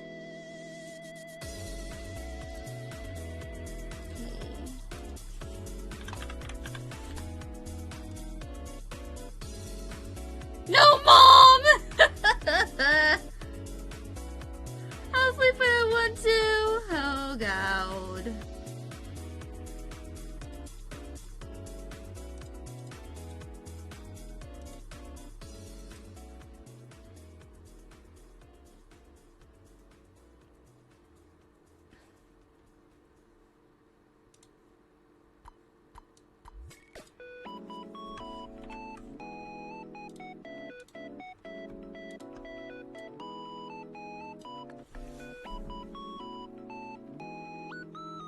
Such rebellion.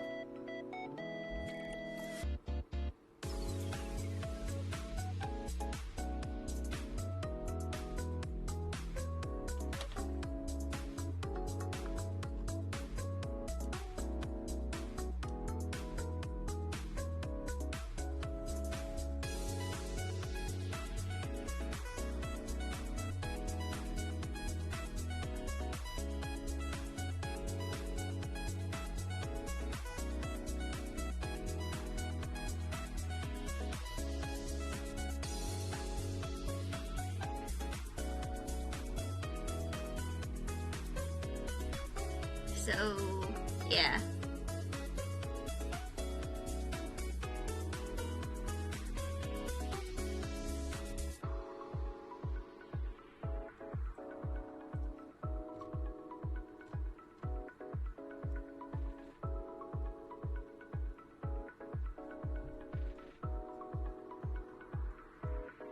Kinda like the idea. For like the in-game menu.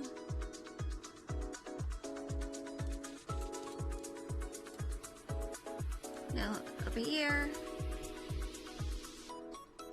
And of course, for like the right justify hide languages, because this will change to the right side.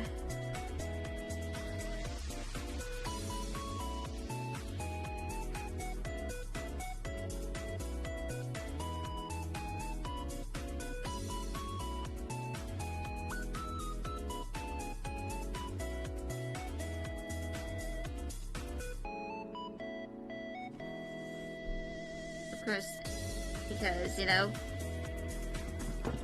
sometimes UI kind of needs to be a little flexible.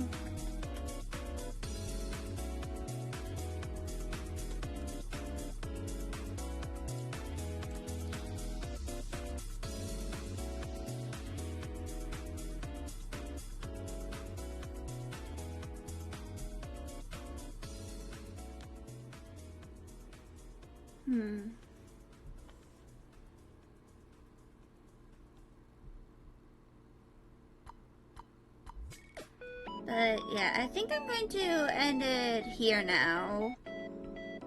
There is some stuff that I need to do, and it's been like an hour and 2 hours, like almost 2.5 hours, so yeah.